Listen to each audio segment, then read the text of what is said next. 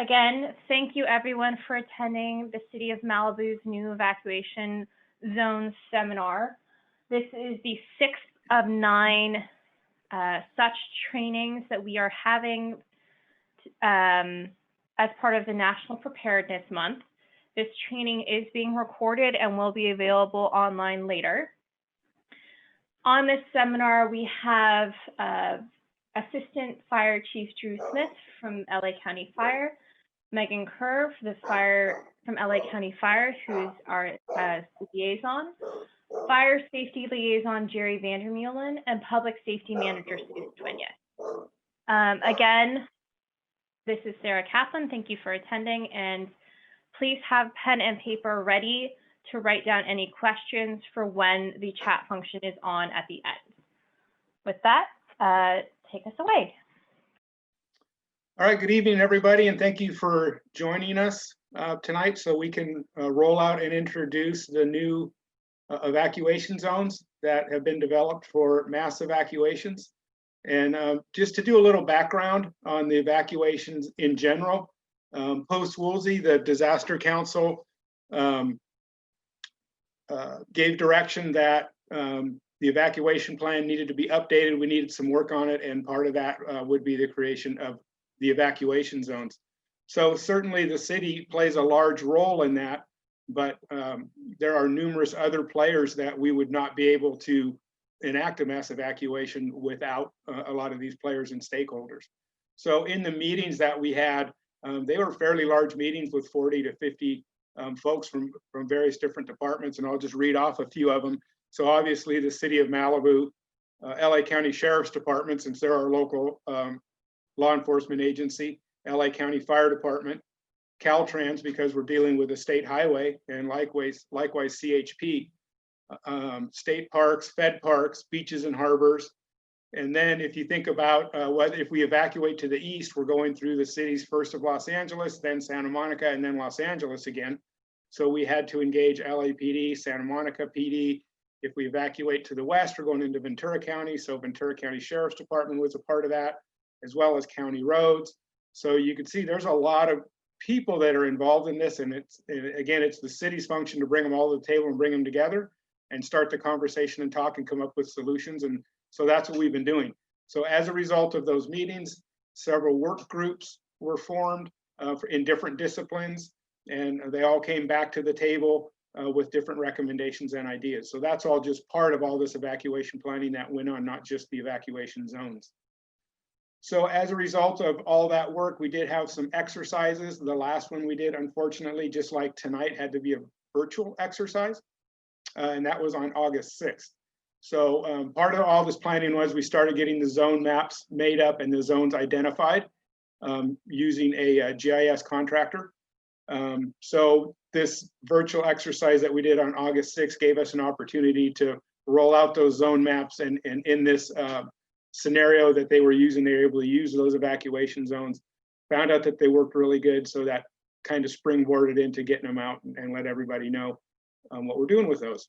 So as all of this planning takes work and collaboration with a lot of different agencies, so did identifying the evacuation zones. It's not so easy as us just drawing lines on a map and saying what they're going to be, because in reality, it's the fire department that determines an area that needs to be evacuated, and then it's the sheriff's department that has to implement those orders. So it's certainly important to work and collaborate with them to get their input and work on this together. So that's what we did. So the fire department requested that, I think I first came to the table with 7 or 8 zones, and we kind of laid them on the table. And then they made us aware that there's a lot of planning and mapping and stuff that they've already done based on the 4 historic fire corridors that exist in the Malibu area. And Sarah, I think we have that one picture, the kind of the overview map. Yes, I do. Give me 1 second. There you go. You should be able to see it. So the 4 historic fire corridors would be the Topanga Canyon, Malibu Canyon, the Canaan Road, and then Decker Canyon. So those were the 4 corridors or zones that we identified. And then similarly, as far as the collaboration goes, the Sheriff's Department requested that we add the coastline community because they're just a little community in between the city of Malibu and the Palisades. So they kind of didn't really belong anywhere. So we included them in our evacuation zone. So those are how we kind of collaborated and worked together on that. So the one thing too, this is an overview map of the zones. So you'll see they're numbered 11 through 14. I think everybody knows that Topanga is using 1 through 9. We opted to leave 10 alone for possible future use. And then so there's no duplication. We have 11, 12, 13, and 14. And then you'll notice that zones 11, 13, and 14 are broken into east and west maps. There's still one zone. The reason why we have to break them into east and west is because the city's 21 miles long and only average 3/4 of a mile wide. So it's really hard to make maps with pretty good resolution on them to try to see what's going on. And the reason we want good resolution is as part of a contingency plan for evacuations, we could print these maps up 11 by 17, which is fairly large. And we have a plan in place where city employees would go out in city vehicles with flashing lights and horns and bullhorns, and they would verbally be able to call out an evacuation. So that's why they're broken into the east and west. So, but it's still zone 11, zone 12, zone 13, zone 14, and that's how those would work. So let's see. So, and again, when we're referring to the zones and we're using the zones, we're talking mass evacuation. So a large event like a Woolsey type incident, and we need to get large areas moving. The one advantage with the zones is we can possibly tier them so that the zone that's in immediate danger would be under an immediate evacuation, but we could also be preparing or pre-alerting the adjacent zone or zones. So there's probably a good possibility if we have a good fire, it's not going to just be one zone that's going, but we can kind of tier those and try to help the flow of traffic a little bit. In the event of a non-major incident, a smaller brush fire in the absence of wind that's just going to maybe stay in one community, the city, Susan, and the ICs have the ability using Everbridge where they can draw a polygon or a box around an area. It will immediately identify that, and they'll be able to do notifications on a smaller scale in that way. So again, these evacuation zones, we're talking mass evacuation. Let's see here.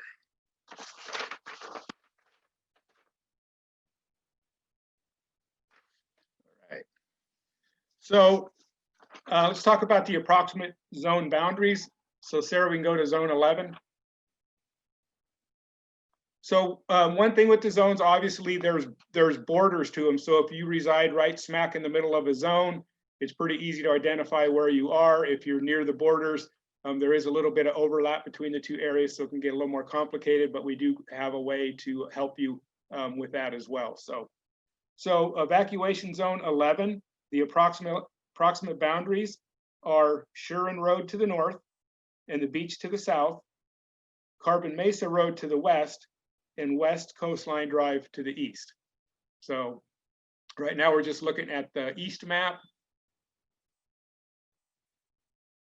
So that's zone 11. Zone 12, the approximate boundaries are Adamson Flat to the north and the beach to the south, Malibu Road at Corral Beach to the west, and Carbon Beach Terrace to the east. So this was an area we were able to do in one map. Okay, evacuation zone 13, the approximate boundaries are Baller Motorway Road to the north and the beach to the south, Guernsey Avenue to the west, and the eastern end of Corral Beach to the east.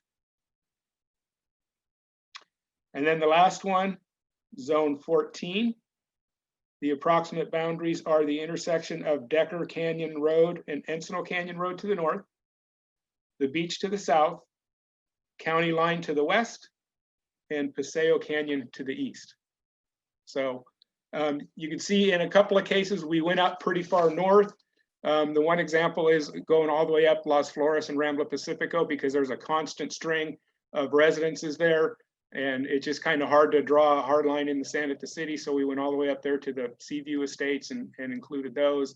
And then the same going up Decker. So it does go outside of the city a little bit. So.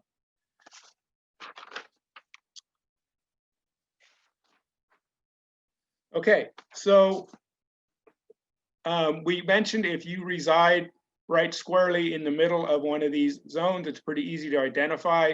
If you go on these maps, it may not have every street listed, but there's enough information there that you'll be able to determine where you're at and what zone you're in. Also, we did have mailings go out. I don't know if you've received those or not, but we do have address data that we got from our GIS specialists that we were able to send out mailings that described what zone you're in. And then the last thing we have is a search feature that Sarah's going to show us. So if you go to malibucity.org/zone search, you can type in your address and you start typing in numbers and it'll start coming up.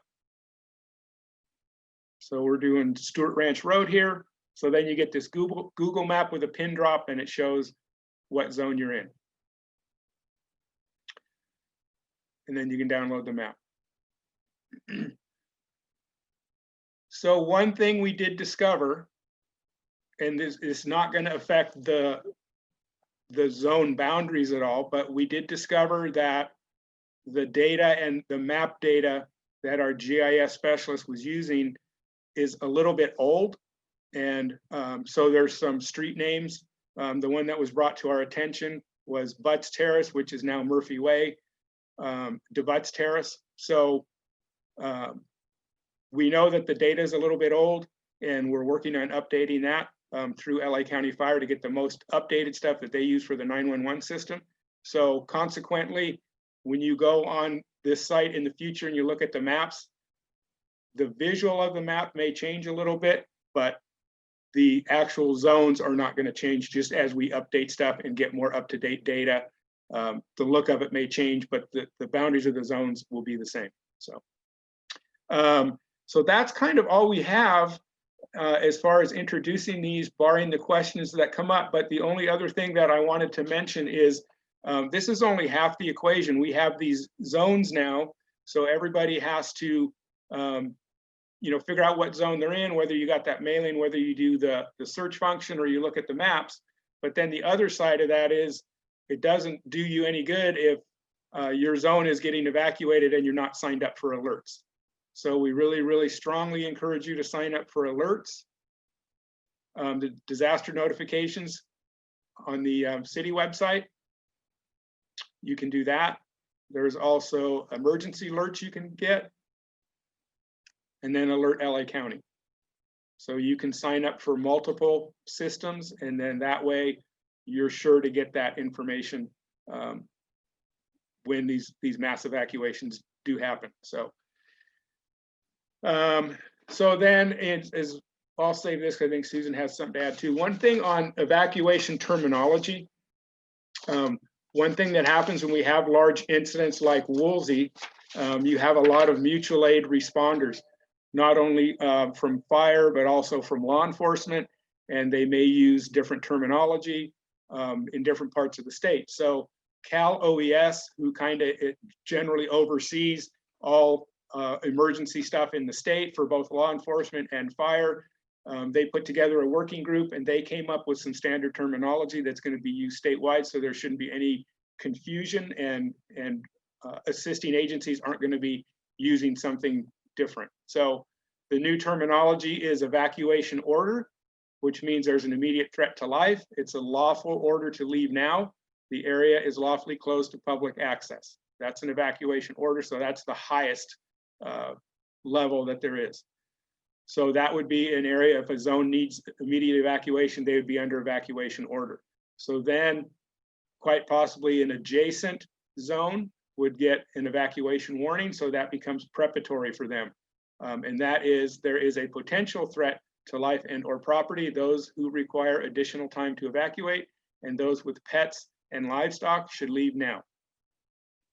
Okay, and then shelter in place, go indoors, shut and lock doors and windows, prepare to self-sustain until further notice, and or contacted by emergency personnel for additional direction. So a shelter in place may mean that a fire has advanced so quickly, or it started in an area where you can't get out, so then the shelter in place order may be given. So all this information is available online. Encourage you to, this one is under malibucity.org/evac, and all the information that you need is there. I had a couple more things, I think. So the only other thing is in regards to preparation.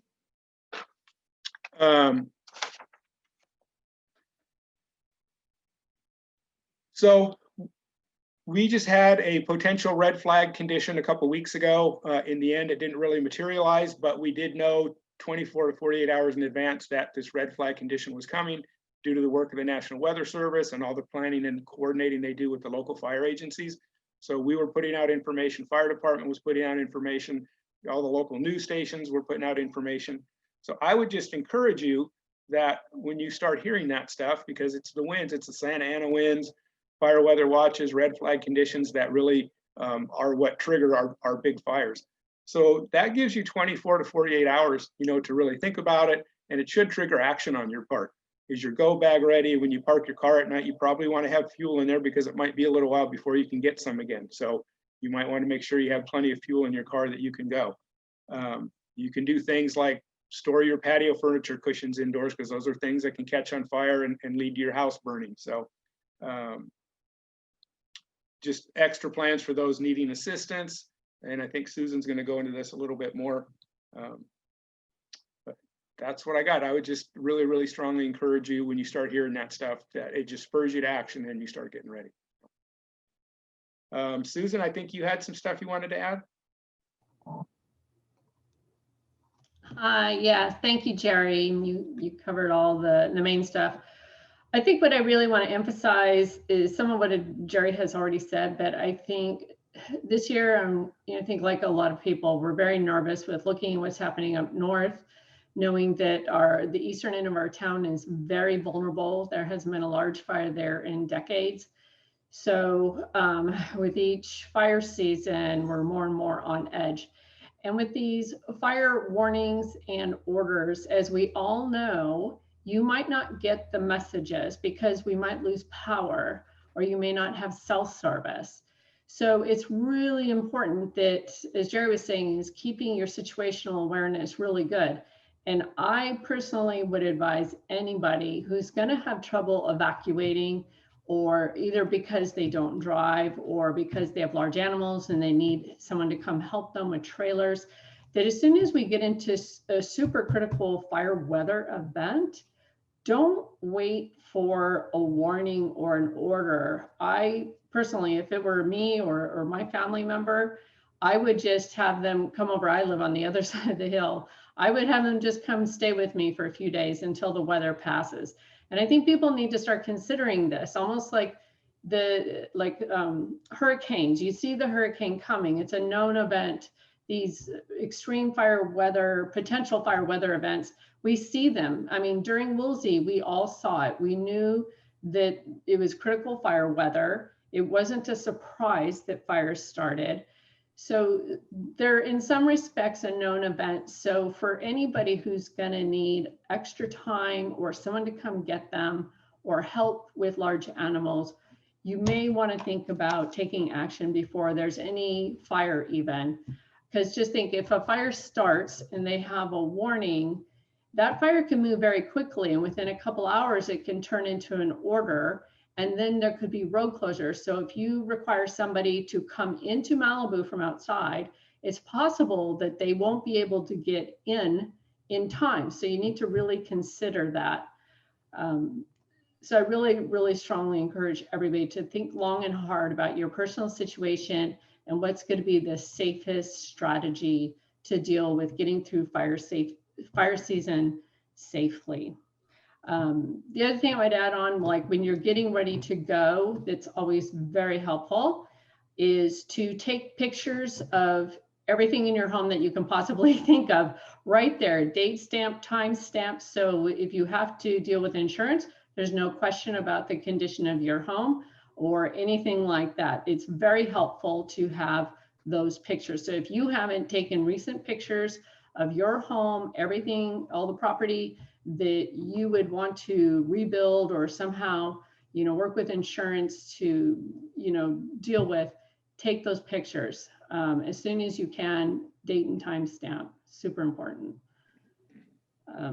I think that's the main things I wanted to talk about. Just let's take this this extreme fire weather very seriously, and don't wait until it's too late, please. It's so sad seeing what's happening up north. We don't want any more people to die when it can be avoided at times. All right, thank you. Chief Smith, did you have anything to add? Yes, thank you for having me on. Just wanted to extend a little bit the thank yous and the hard work that all parties have done for this, and think about the zones as more than an evacuation zone. This is for an all-risk type of an event, 365 days a year. This gives your public safety folks, your local government folks, geographic areas of reference. So if we have some sort of an incident, we can formulate what we need to do, we can communicate what we need to do, and then we can implement what we need to do in the best interest of public safety. So really the evacuation zones, we know the intent is for wildfires, but it actually really has an all-risk type of reference to it that helps with a geographic location of some certain emergency or type of nature that we can use for a lot of different facets within the public safety arena. So this is a job well done, and we need to all stay in communication from the public to the local government agencies that are responsible for public safeties and communication to all be part of the solution. And I really appreciate the hard work that the city of Malibu has done with this and all the cooperators to bring this to print. Thank you, sir. I think I'd add just one other thing, and you said it a little bit, Jerry, but I also want to reinforce that these zones, again, are really for, in terms of fire, for mass evacuation.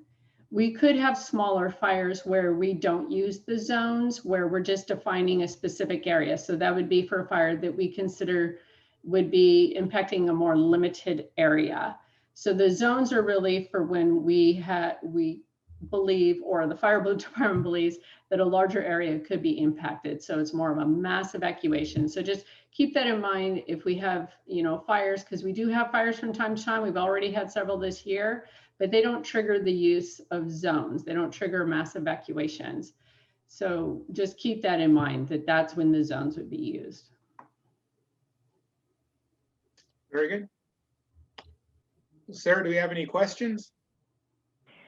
So I haven't turned on the chat function yet. Okay.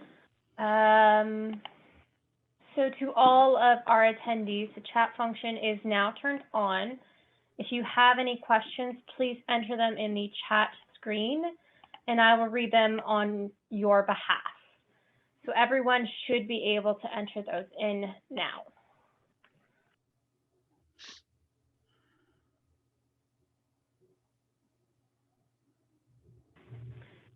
So we have a question from Ms. Pamela Conley-Outage.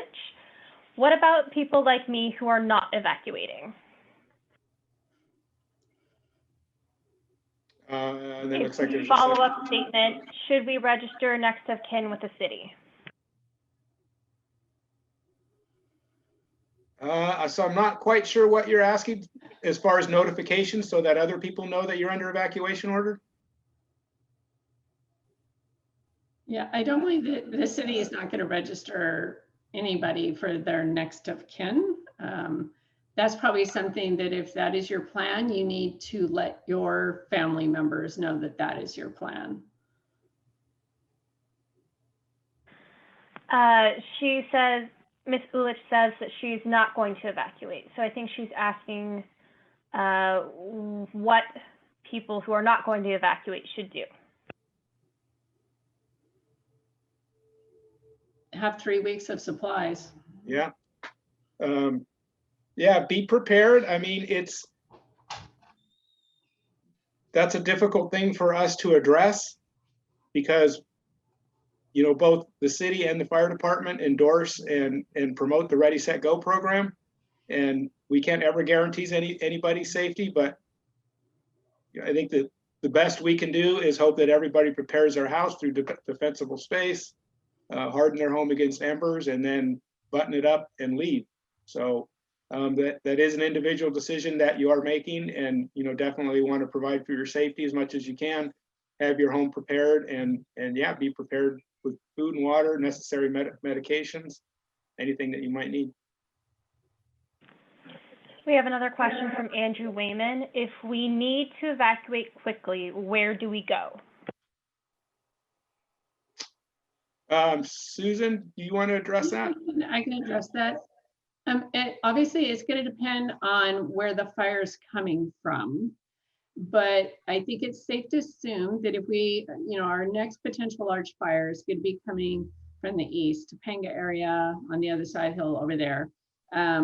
And in that event, we will more than likely have people evacuating Pacific Coast Highway going west towards Ventura County for a lot of reasons, partly because the PCH has a lot more capacity going west.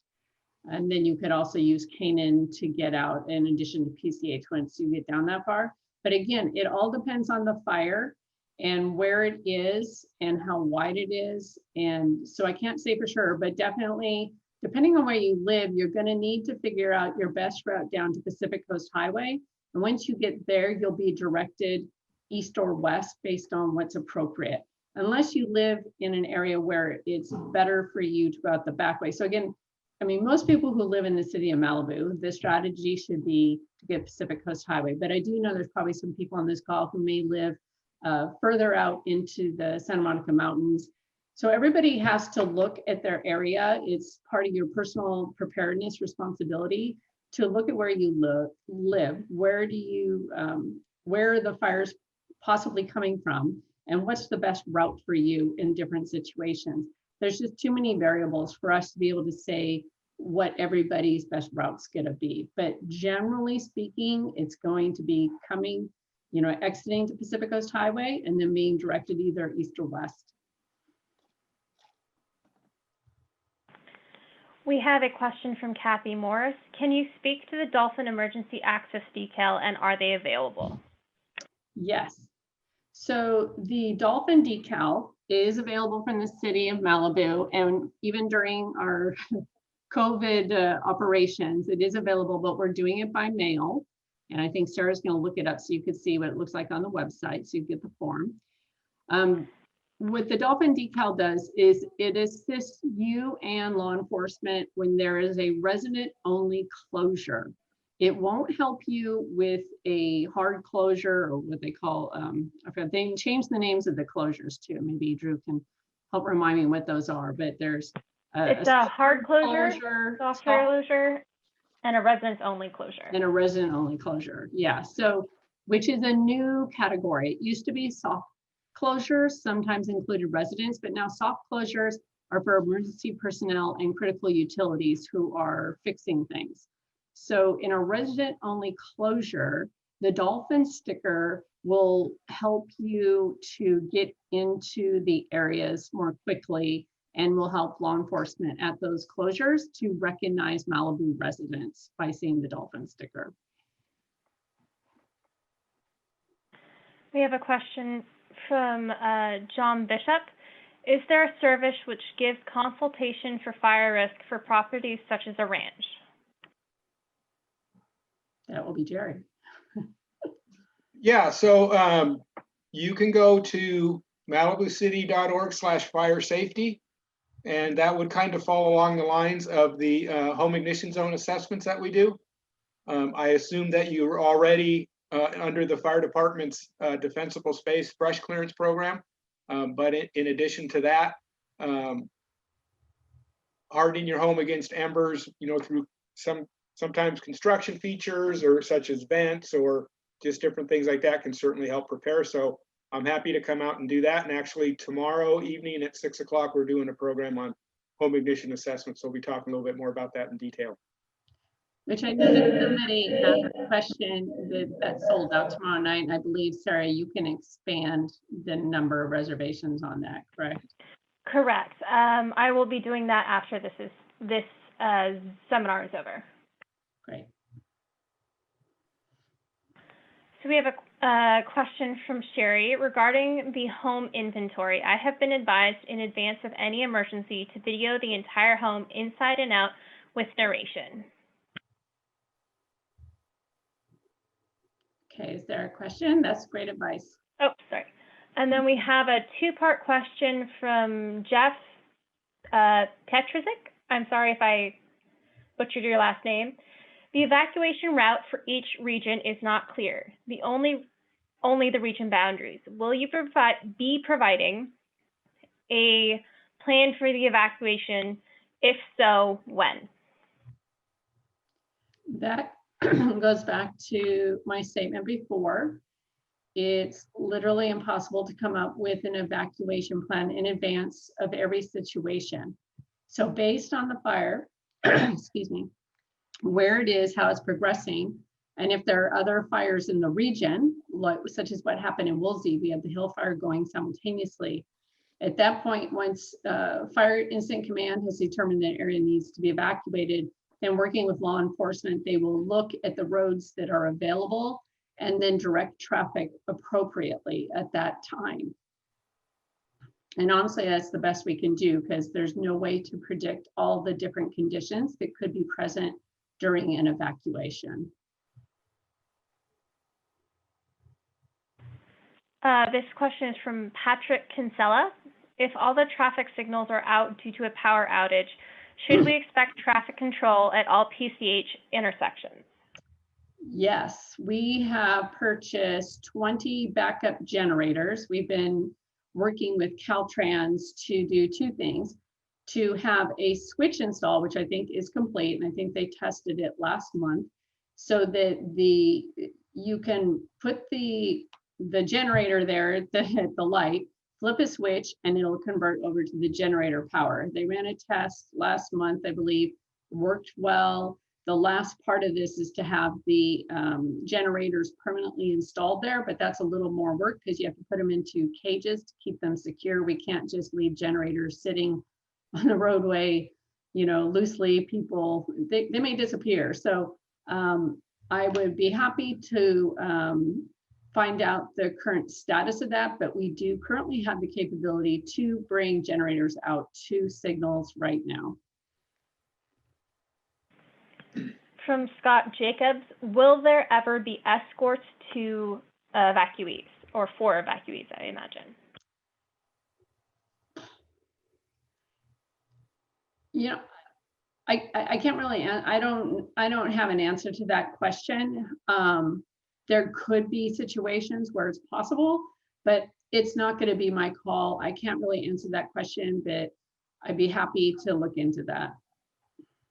Yeah, and then I think as well, you know, and again, it's dependent on the conditions that exist, but generally law enforcement's going to go into a neighborhood.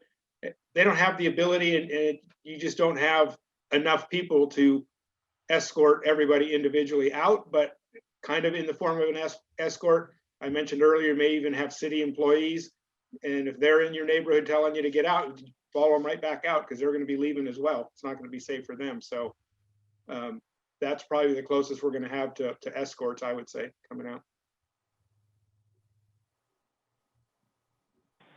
From Mariella Gustavino, if we do not have Wi-Fi, can we get some maps that we can keep in the cars that will assist us if we need to go through the canyons?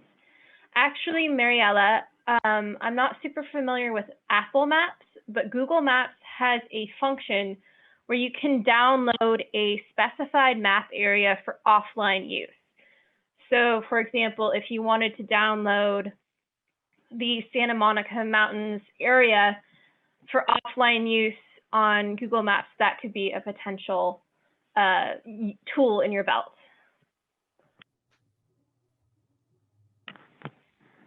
If anyone else would like to add anything. I don't have anything.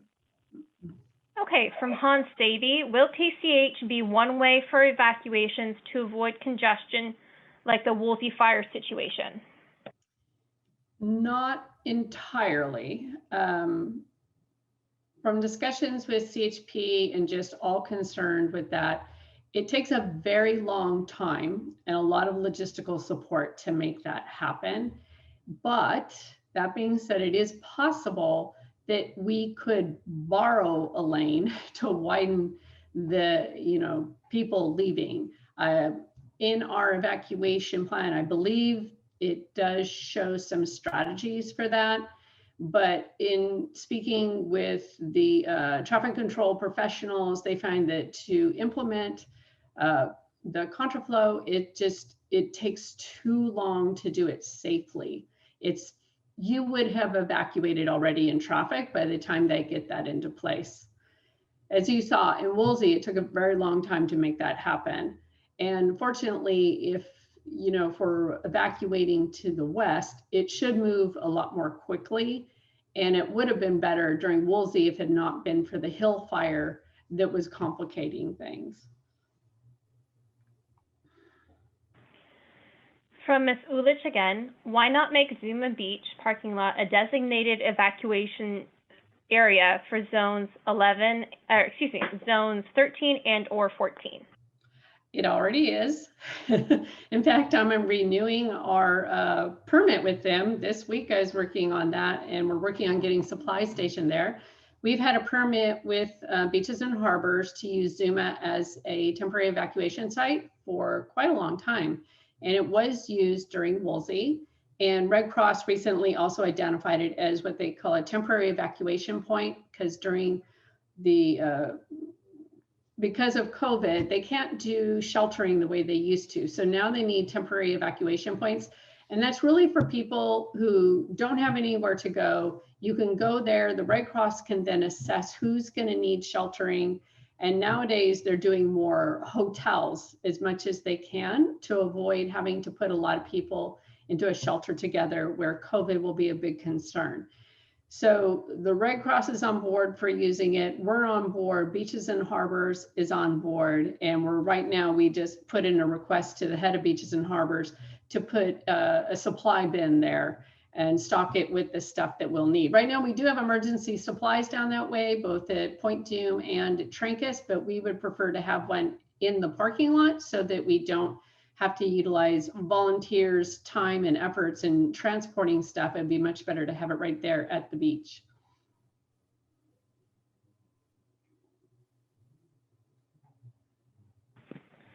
So as a reminder to everyone, if you have any questions, please type them in the chat box.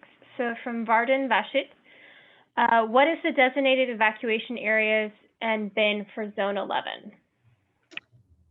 So Zone 11, I believe, is going to be the Los Flores bin. In terms of an evacuation area, again, we will be requesting people go down to Zuma. We need a large place. There's not a large enough appropriate place down in that direction. So we would still be directing people down to Zuma who need a place to stay temporarily. From Mariela Gustavino, do you have a list of hotels while evacuating that will take pets? That would be a question for Red Cross. They are the ones who are working with area hotels to set up those agreements in advance.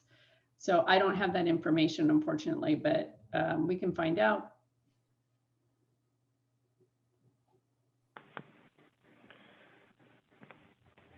Again, I want to remind everyone that if you do have a question, please type it in the chat box. At this time, we don't have any more questions, so good time to get your questions answered.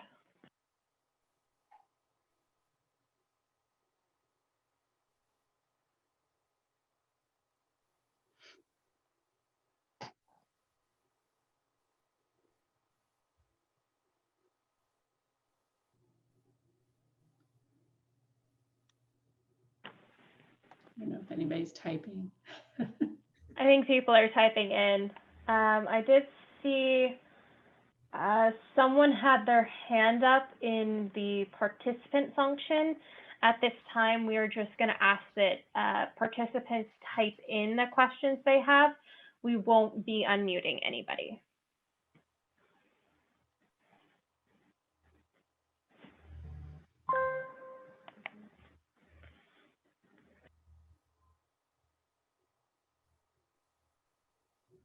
And I'll add, and Sarah, it's correct that this presentation is being recorded, correct? So if you know anybody Correct. who wants this information, you can tell them that it'll be posted on the website.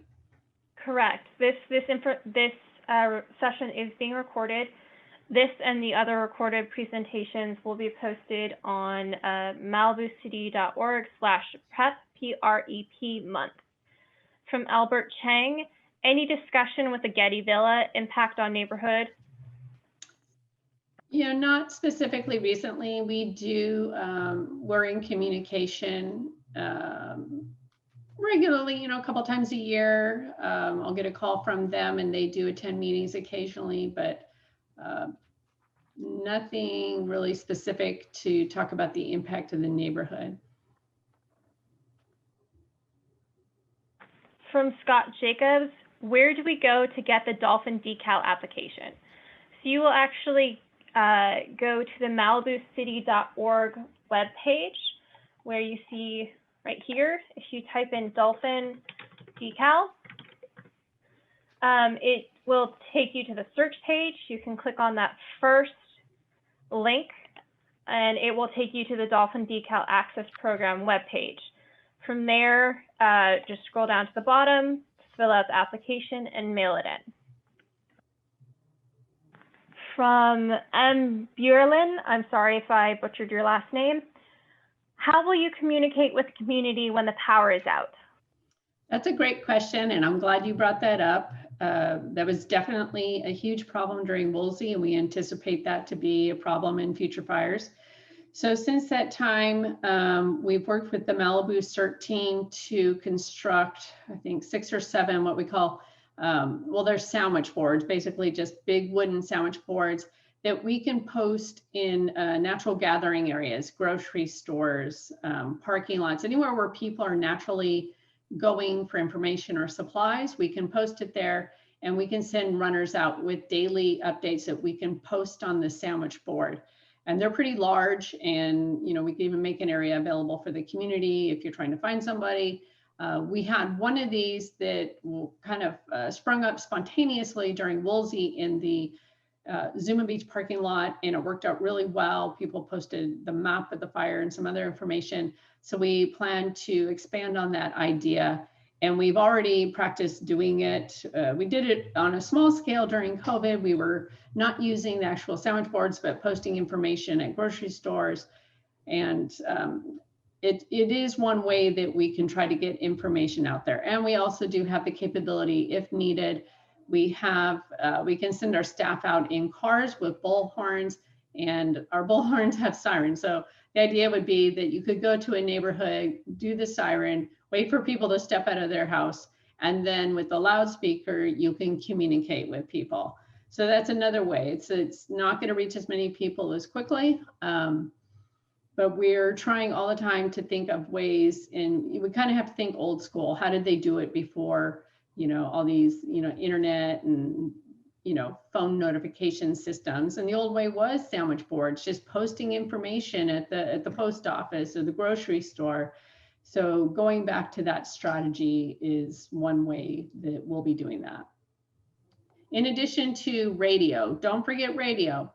Radio will work, AM, FM, go to your car, listen in. KBOO is a great resource. We work with Hans Lutz very closely. He's our primary radio source in emergency situations.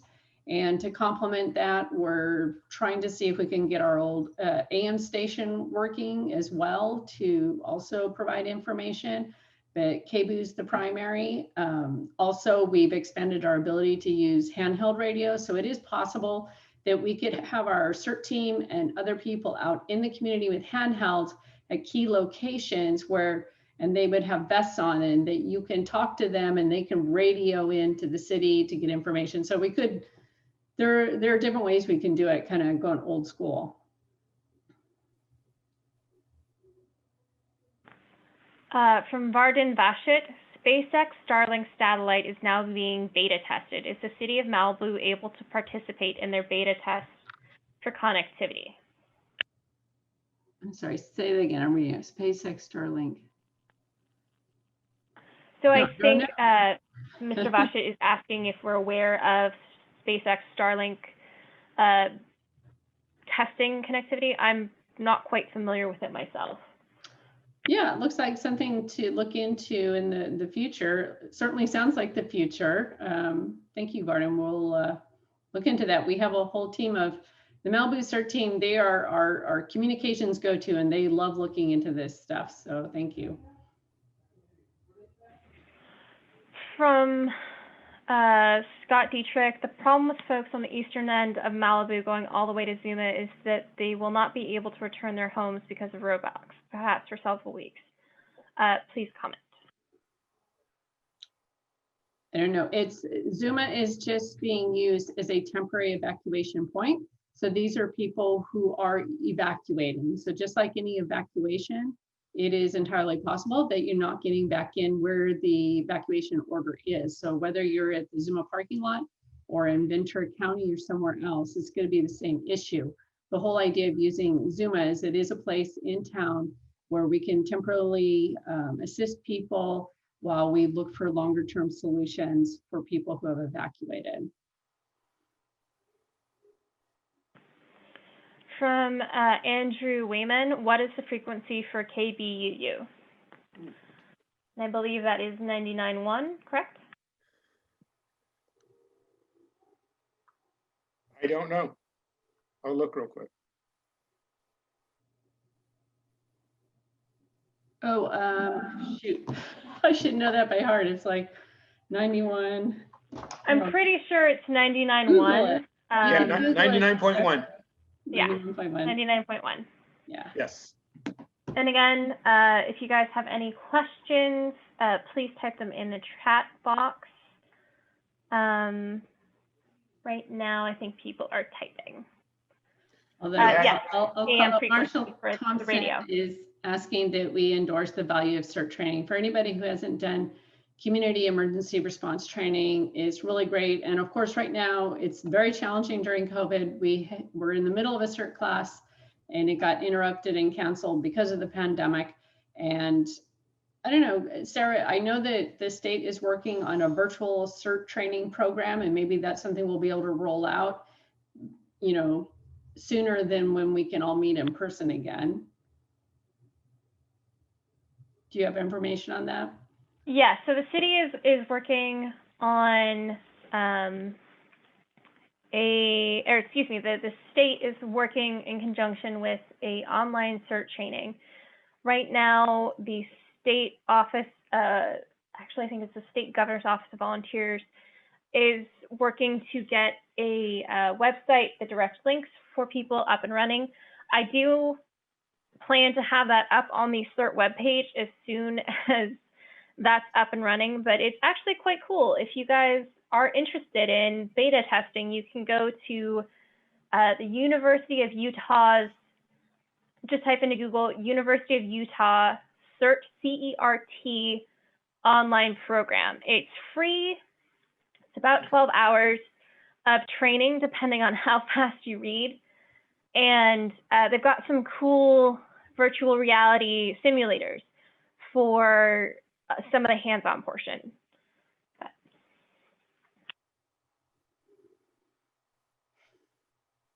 See Lieutenant Braden up there. Do you have anything to add to the conversation, Lieutenant Braden?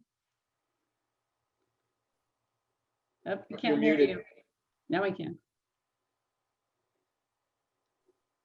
No, we can see you talking, but we can't hear you. It's we can see your video, but we can't hear your audio.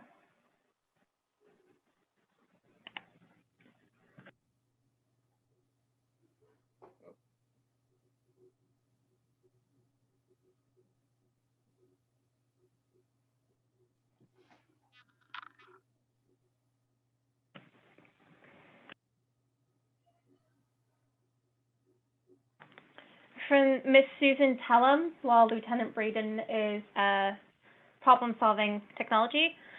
In one fire situation, the sheriff did not know what the Dolphin sticker was.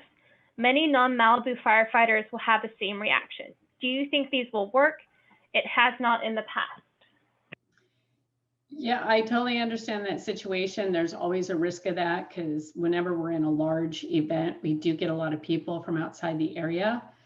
However, again, with road closures being redefined with one being a resident only, it might be a little bit easier to be able to communicate to the law enforcement people who are working the roadblocks that what the Dolphin sticker is. And I know for a fact that after Woolsey, Lieutenant C2, while she was at Lost Hills, she really embraced it, and she was including a Dolphin sticker, a picture of the sticker, to all of the briefing notes so that all the deputies could, because before they're deployed, they go and they get briefed, and she was including it as part of the briefing. I'm guessing that could continue at this time if we can get, I don't know, Jim Braden can chime in or not. But I think that the odds are a lot better now that will happen because it really raised awareness. And we did use it very successfully during the storms after Woolsey. That's when we really started pushing it out again, and it worked then. But again, there's always going to be a risk when you have people from outside agencies who don't get the memo, who don't understand what it is. So with those folks, you may need to have some patience and maybe contact somebody in the city, or, you know, because usually we have a hotline open, and if we are hearing that there's law enforcement that are unaware of what the Dolphin sticker is, we'd be happy to try and get that information out to those folks so that they know what it is. We have a question from Dado. Out west, what is the what is the radio frequency that would be best to receive notifications? They don't get KBUU where they are. Oh, wow. Let's see. I'm sorry, say that question. So I'm paraphrasing a bit. Okay.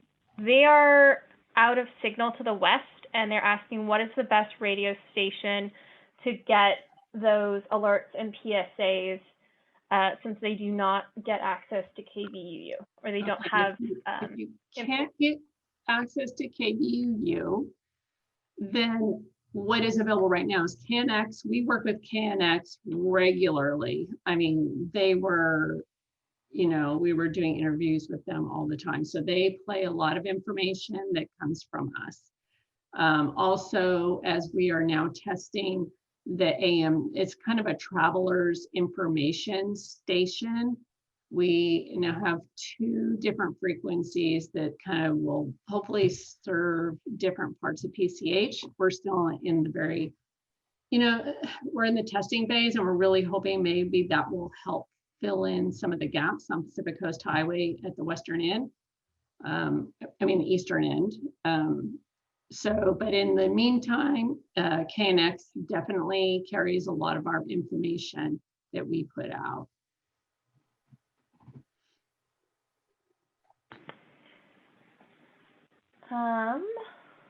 Again, I would like to remind everybody that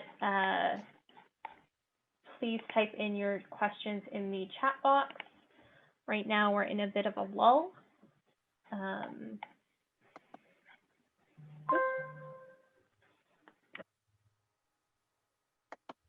I would also like to point out that it is 7 o'clock, in case anyone has an appointment that they need to keep after this.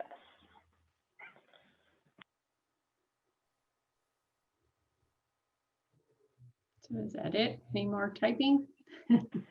I don't see any more questions. I'm going to give it a few more moments, and then if there are no more questions, I will end the meeting. Maybe Lieutenant Braden will be able to join us now. Give me 1 second. While we wait for him, I just want to thank everybody who tuned in tonight. And please share this information with your neighbors. Get to know who your neighbors are. Make sure you know who those folks are who may need extra help. It's just so important. As you know, your neighbors are going to be your first responders before professional responders, even in the best of scenarios.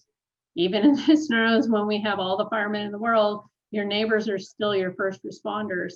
And so it really comes down to knowing your neighbors, having a plan with your neighborhood, and looking out for each other is so critical in these situations.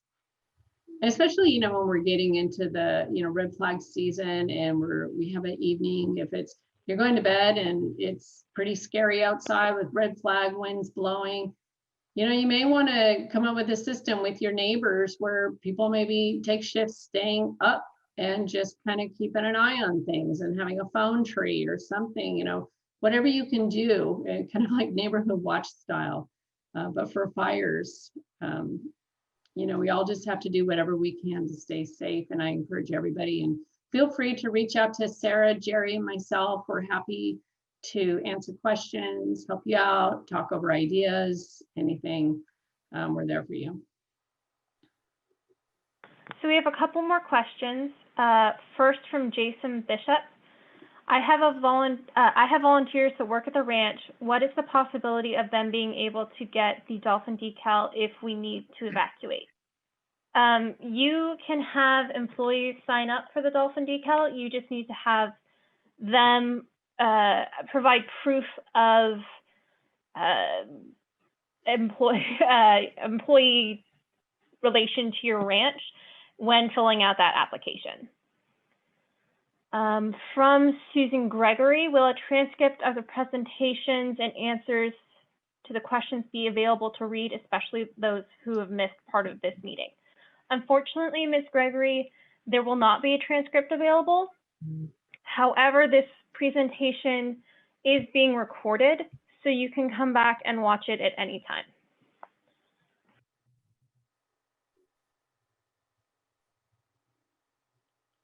All right.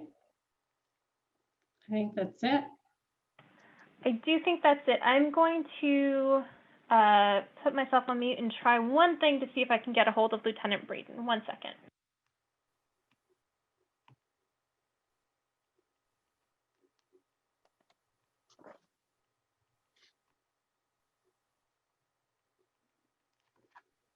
So as a technology workaround, I have Lieutenant Braden on speakerphone on my phone. Go ahead, Lieutenant Braden. Okay, so I've listened to that meeting, and I want just to reiterate what Susan said. There's been a lot of loss of life in the state of California in recent fires. The zone idea is great. Some of the things that came up, asking specifics and all these things, it is situational depending on the fire, depending on the intensity of the fire, depending on what we see as routes in and out of Malibu. So there's a lot of variables, but also what they said about being aware of red flag, being aware of the intensity of the red flag alert, all those things play into having your car fueled up, ready to go, and listening for any instructions. We'll try to blast it out on social media and any platform we can to get your information to make it as convenient as possible. But you can't be caught up in the thing of, well, if I leave, I'm not going to get back in. The thing of you leaving, it allows fire resources to come in and be the most effective. And that's what I would say about this for now. All right. Great, thank you. Thank you. You're welcome. Hang on 1 second. Sure. Does anyone in the chat have any questions for Lieutenant Braden?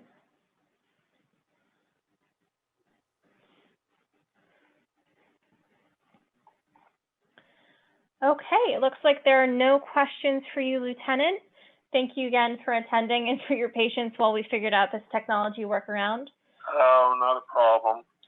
And thank you everyone for coming. Oh, we have one last question from Ms. Ulich. Why do not more volunteers, I'm going to paraphrase this a little bit. Ms. Ulich, if I get this wrong, please let me know. Why don't we have more volunteer fire liaisons like Station 271? So currently, the LA County Fire Department is only supporting the call fire group up in Corral Canyon, Engine 271, and pretty much only for, I think, fires in general. I don't think they do medical calls and stuff, but they do fires only. So at this time, they're not ready to do any more with that. However, I don't know if people saw the independent after action review of the Woolsey fire that was done by an organization called the Los Angeles Emergency Preparedness Foundation. It is an organization that it's a nonprofit and they just try to help out. So they've done their own AAR, and one of their recommendations they came up with is establishing what they call fire front following volunteers.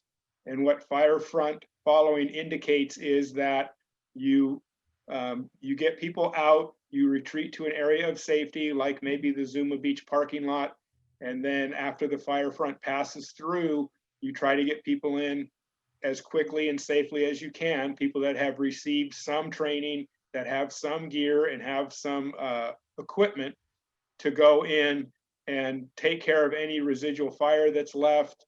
I'm sure you've all heard of stories that burnt 2 days sometimes after a fire has passed through, just because of residual fire that's left and there's no one there to take care of it. So that is a program that is being worked on. We actually had a meeting today that the group involves folks from the this foundation, as well as Acting Assistant Chief Smith, Chris Frost, our Public Safety Commissioner, Mikey Pearson is on it, Dermot Stoker, Keegan Gibbs, people that have experience with having done this already. And we also brought in some folks from Big Rock because they've been making some preparations as well. So they're trying to get this pilot program going. And it needs to be recognized on a statewide basis as well. And also needs to be recognized and approved by law enforcement. A lot of buy-in is required to make something like that happen. But it is in progress, and we'll keep you updated on that.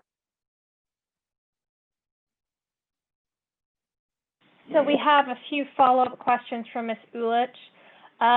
Again, Ms. Ulich, please let me know if I'm paraphrasing this wrong. Will there be training available for those who stay behind? Who should we follow up with to discuss getting the Firefront following set up? And do you have a contact at the nonprofit? Wow, loaded question there. So as of right now, I can't speak for it because, I think Chief Smith lost reception and wasn't able to stay on. So that would be a fire department function to do any kind of training. And I do get some requests as well. But since our fire protection and prevention is provided to us by the LA County Fire Department, it would be up to them to do that and decide if that's something they want to do. So, I mean, obviously they're taking on a huge liability by doing that, because you can't ever guarantee anybody's safety. And as much as we want to train people or help people, if things go bad, then that's just not what we want to happen. So it's kind of a difficult situation. I think I have your email from doing an assessment at your house, so I can send you that contact information. And what was the other question? For the LAEPF, as far as getting in touch with them. So right now, in regards to the pilot program, they've identified potentially 3 areas to take part in that. It's Malibu West, because they've already got a whole lot of equipment and have done a lot already. Just today, we talked about adding Point Doom, because they have purchased a vehicle and they're kind of working toward doing some stuff. And then the third pilot area that we're looking at is Big Rock. And they're not quite as far along the road to being organized, but they have been doing stuff and expressed a lot of interest. So those are the 3 areas that we're looking at to establish these pilot programs in. And again, it's not to stay and defend, it's to retreat to an area of safety, let the fire front go through, and then when it's safe to go back, and then just stay in place and take care of all that residual fire and anything that comes up for the next several days. Thank you, Jerry. At this time, we don't have any questions. So this will be our last call for questions. It's 7:11. Should anyone need to go to another appointment, I'll give it a few minutes for anyone to type in any questions they have. And if we have no more questions at this time, I will end the meeting.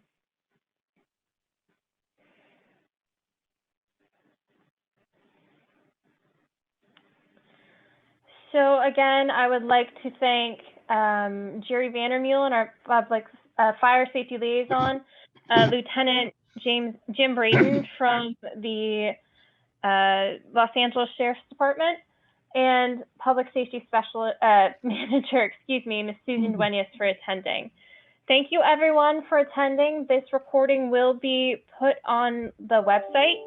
You can find it at www.malibucity.org/prep-month. That is PREP month. And I'll put that information in the chat. But this time, I'm going to go ahead and end the meeting. Thank you, everyone. Thank you, Lieutenant Braden. Thank you. Thank you. Bye, Everybody have a good night.